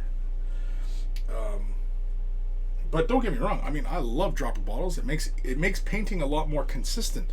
But drawing paint from a Citadel pot, if you develop a consistent method for drawing your paint from it, you get consistent results. And that's really the draw of dropper style bottles, is consistency in your mixtures and how in your ratios, and you know what I mean, like how much paint you're going to have on your palette, how much paint you're using, right? You're being consistent in that regard. Whereas with Citadel pots, you have to develop that system on how much paint you draw. Like when some of you may or may not notice, but when I am drawing paint from a Citadel pot, I mean, I try and keep them clean, free of, that excess paint buildup in behind that lip or on the little ledge there. But when I draw paint, it's always from this cap, and I always draw halfway up the brush, and depending upon how much I need, I grab, right? But I'm always grabbing in that regards like that, right? It's my consistent system for using these pots. I try not to ever dip down and grab paint from the bottom of the pot, mainly because you end up mucking up your brushes.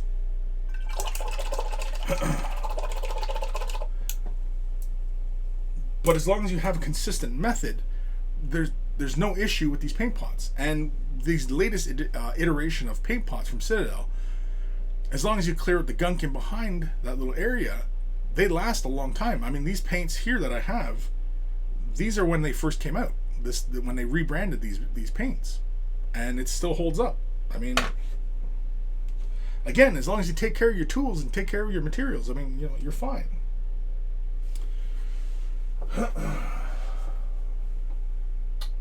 All right, we are going to grab some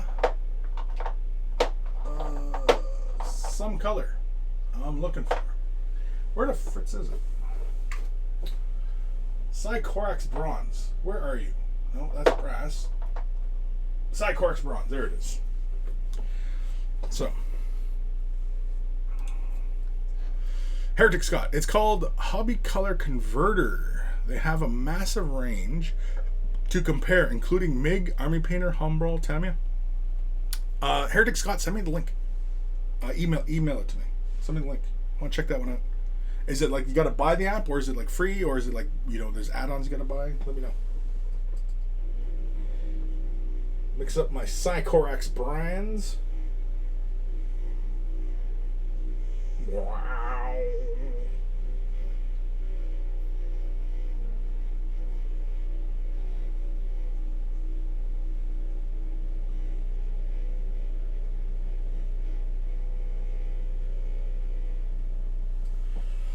And we are going to use a dry brush for this. Let me grab a small dry brush. Where's my small one? Where's a small one? Where's my small one?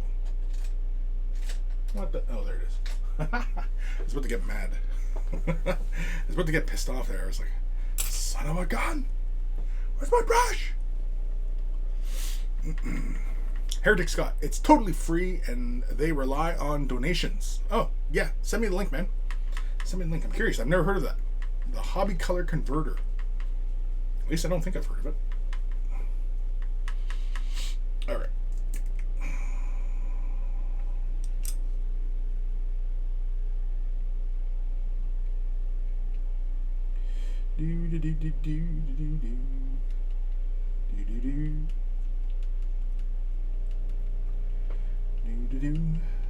Sorry, I'm just grabbing up some paint here.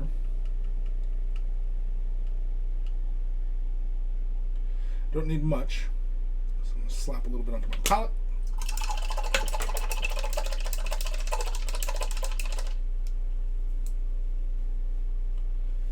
Grab my dry brush.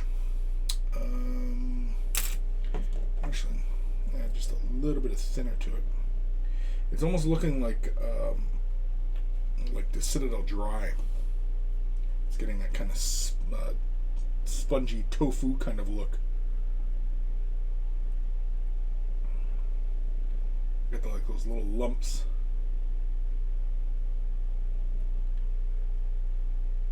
Yeah, that's fine. Alrighty. I'm going to use a little small dry brush. Let's grab a little dollop of paint. A bit of. And let's very, very lightly catch some of the surface here. Just bring back some of that metallic edges and such. Just to catch some of those corners.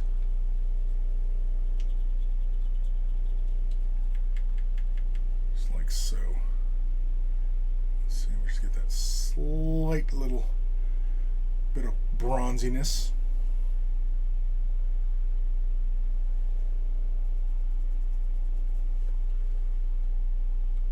See here how opaque that is.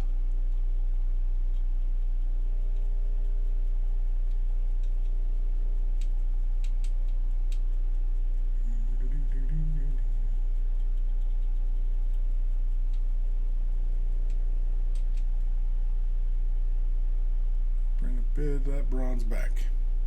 Actually, I'm going to grab a little bit more of this color. Like so. Man.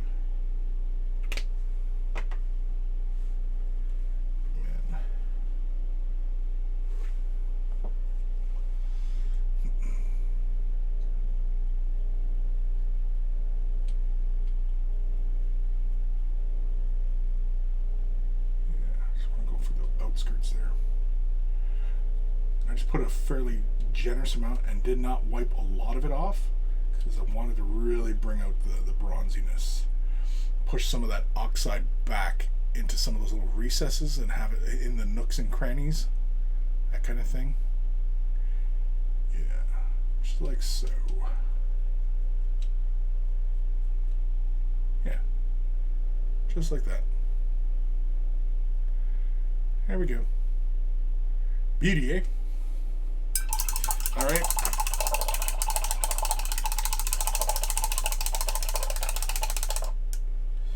Now then.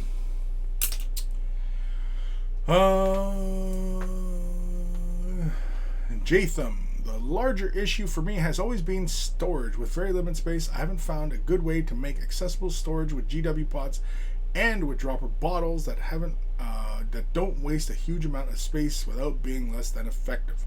Right, and I mean, like, yeah, that is a issue specific to your own needs, right? But I mean, like, if somebody said, you know, what is your preferred method for this or that, and you know what I mean, like having a preference for dropper bottles over, you know, paint pots is specific, right, to your situation, because you can fit more dropper bottles within your confines because you have a storage issue. You don't really have a paint bottle issue, you have a storage issue. Anyway, I'm going to use some Longbeard Gray. This is going to be for all the stone. I could do this after I texture, excuse me, texture the base, because I'm just going to use astrogranite to texture the base, but yeah. Make sure we wipe a lot of the paint off. I'm going to use a larger dry brush for this, just because I want a much bigger brush stroke here. And yeah, just like so. Just like that.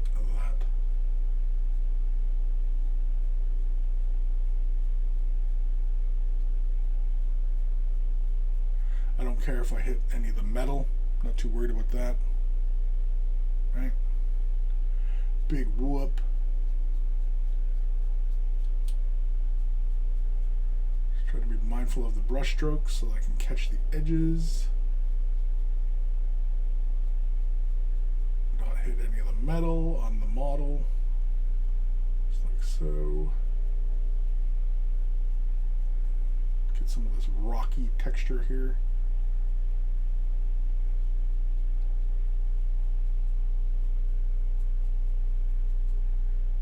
And yeah, that is it.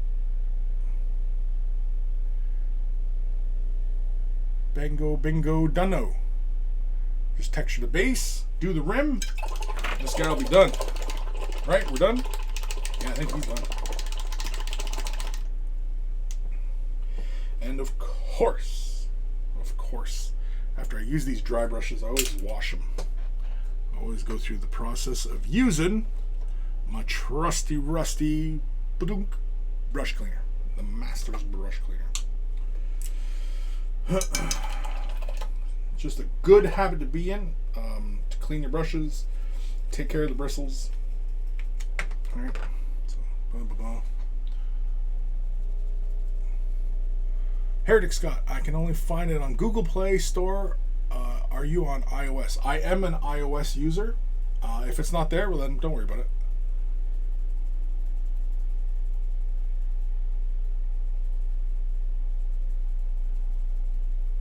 There might be something similar on in Apple side of things.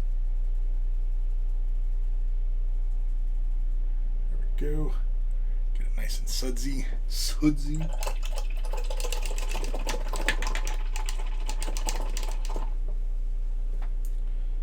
And there. Pretty as a picture. This dry brush though, he's seen better days.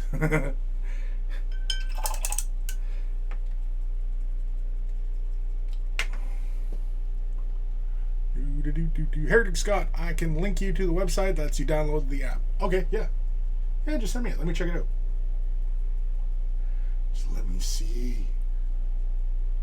Let me see. Alright. What time we at here? Holy camolies, we're 4 minutes over time. Alrighty. So with that, I just need to do the texturing, and that is it. So we pretty much can stop right there, because yeah, I think this model is pretty much done. I just throw the texture on, do the rim, and we're laughing. It's another model done from the Necron INDOMITUS set. Again, patrons have access to the video on how I did that center orb on the body. That actually went up today, and yeah, it was a lot of fun. I want to thank you guys for tuning in today. Hopefully you were getting some projects done while we were doing this, and if not, you were just tuning in and just listening to me rant about stuff, well, that's fine as well. Hopefully you enjoyed yourself. Yeah, it's been a lot of fun working on these Necrons. I'm still working on them, but we are heading towards an ending. We're heading towards an ending for this, so it's a lot of fun. I think that's it. Is that it? That was it, right? I got nothing else. I'm done. I'm done. I'm going to grab a lunch, and do some other stuff. So you guys take care, and I will see you guys later. Dun dun dun dun dun dun dun dun dun dun dun dun dun dun dun dun dun. Now watch me get demonetized because I'm playing a copyrighted song or something. Even though I'm technically covering it, I suppose. I don't know. Who knows? Who knows for sure?